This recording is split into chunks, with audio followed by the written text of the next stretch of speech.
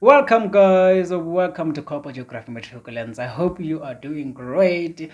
So today we'll be focusing more on what you call the tertiary economic activities, and hopefully you guys going to enjoy this. So before we start, just make sure you subscribe, you like this video. Okay, let's get started.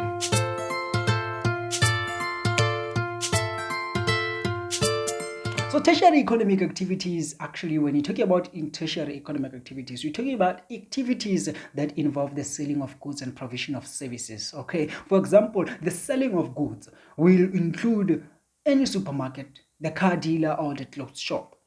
An example of services will include hairdressers, doctors, internet cafes, and maintenance companies. Okay, so tertiary economic activities are divided into the formal sector and informal sector.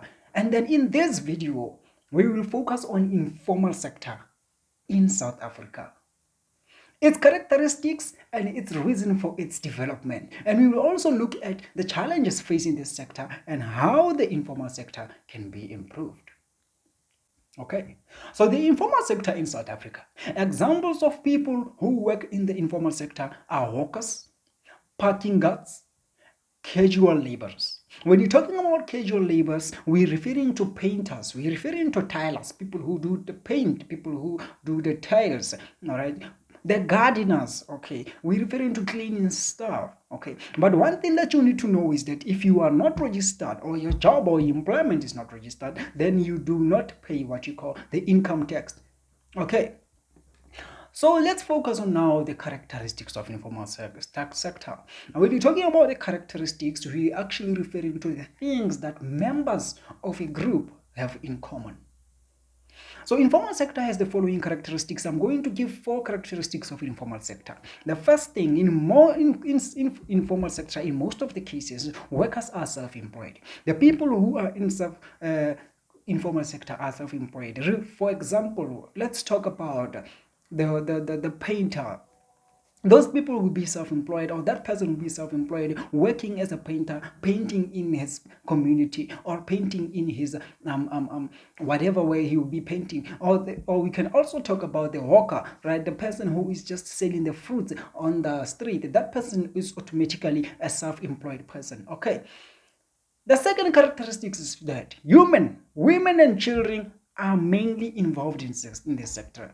Sometimes you see the women and the small children selling those fruits in the industry, or in the street, or you see small children selling cool times, or we can say ice pops in the street or on the street.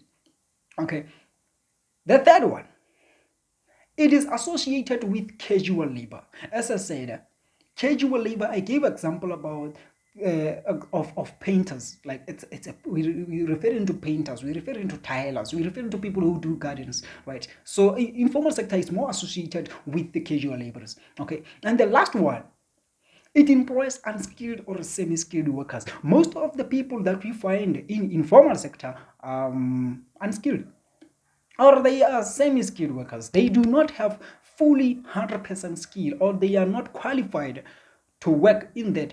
You see those people, or for example, some people working in informal sector, maybe as painters, but they are not really qualified to work. So those are the 4 characteristics of informal sector. Now I'm going to give you the importance of informal sector. So I'm going to give you 4 importance of, or ways of informal sector. Okay, so the informal sector benefits the economy. That's something you need to know. It benefits the economy and the people that are working on it. Okay, in these following ways. First, it provides an income to many people and decreases unemployment. So many people that are working under informal sector, they have some income, and at least it decreases the unemployment because they have an income and they are working in their own, or as self-employed. Okay, so they selling their fruits, they doing everything, they just painters, they do the tiles and everything. So it actually decreases unemployment, and it also generates an income for them. 2, so informal traders are more accessible to working class consumers. This simply means that this informal sector, like most of the people who are like can go or be under or be involved in informal sector are actually the people who are not working. So that gives them an advantage for them to actually take it as an advantage and work and to make money or to have a jobs. I can say that because like it is just like exposed to them, so they can take advantage of it and use it. The third one says consumers can actually buy these things in smaller quantities and at a very lower price. So it is very important for the informal traders to be accessible to people who do not have a lot of money, because why? They will be able to buy, right? Because it also helps those people so that they can actually be able to live, right? And the other fourth thing I say, it provides opportunities for people to grow and apply their entrepreneurial skills. Most of the people who are under informal sector, they are using entrepreneurial skills, right? They have the businesses, they are self-employed, right? And they also, this thing or informal sector, it gives them an opportunity to grow, because then they are able to make a living, right? They are able to make a living for their children, right? They are able to send their children to school. They are able to make money out of there. They are able to grow, to build houses, right? So that is actually for importance of informal sector. Let's go to the reasons for the development of the informal sector. Reasons for the development of informal sector.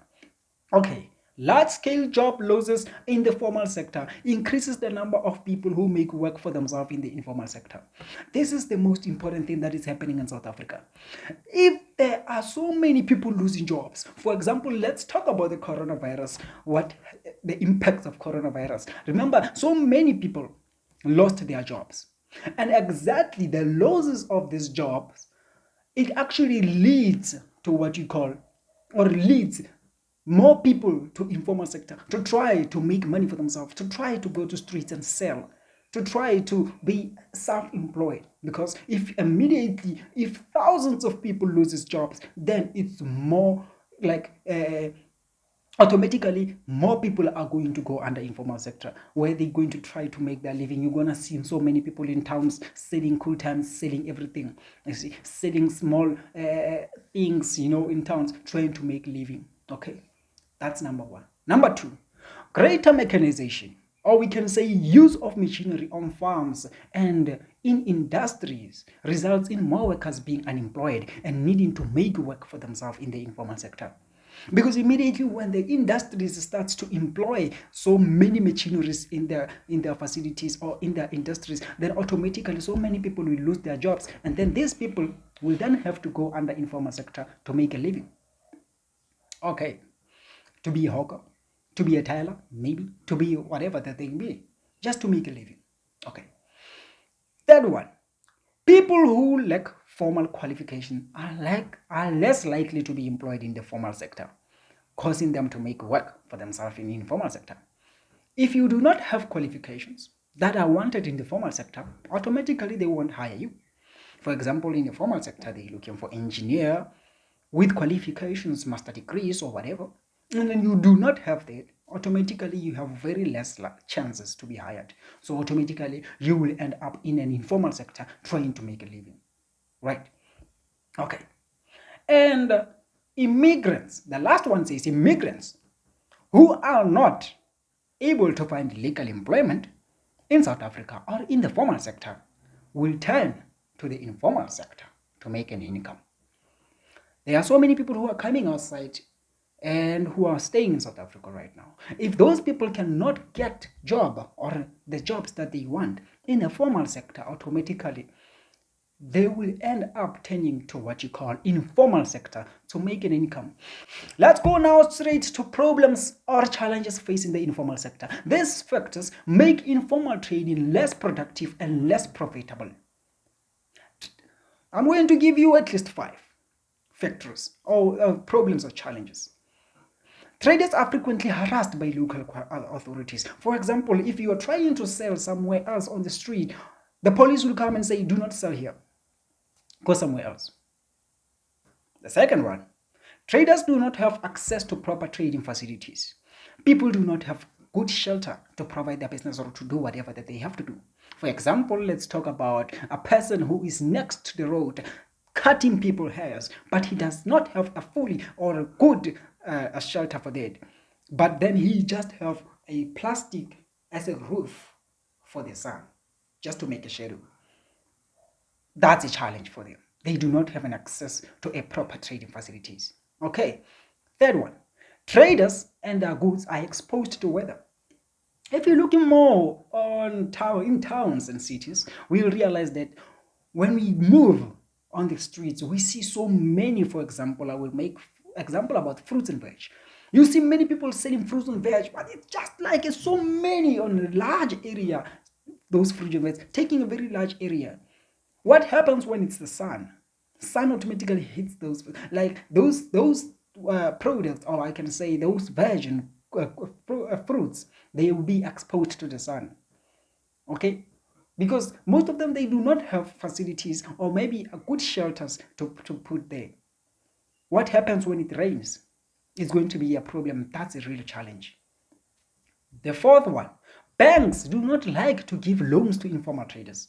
If you are under informal sector or an informal trader, bank will never give you the loan. That's the thing. The last one, the sector is unpredictable and income unreliable. You don't know what is going to happen tomorrow when you're in this industry.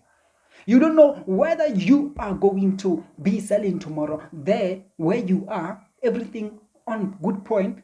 You don't know how much you're going to make tomorrow. Hence we say income is unreliable. You don't know how much you're going to make. Maybe today you're just going to make $5. Tomorrow you make $100. It's just unreliable. So lastly, measures to improve the informal sector. There are measures to improve the informal sector. But then before we do this, make sure you comment down there. Tell me, what are some problems or challenges that are facing the informal sector? Because there are so many more. So just comment down there and I'll be in the comments. Okay, let's focus on measures to improve the informal sector. There are some of the things that actually can be done to help the informal traders. Okay, I'm going to give you three. First, local authorities can provide specific areas for informal trading.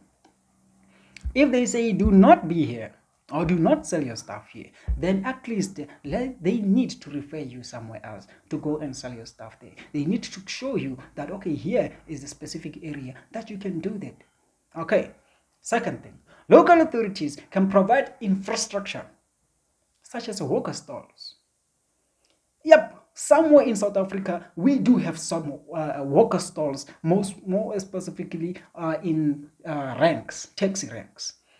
But it will be much more important or more better if then the government can try to increase that, right, and put and provide more hawker stalls. Okay.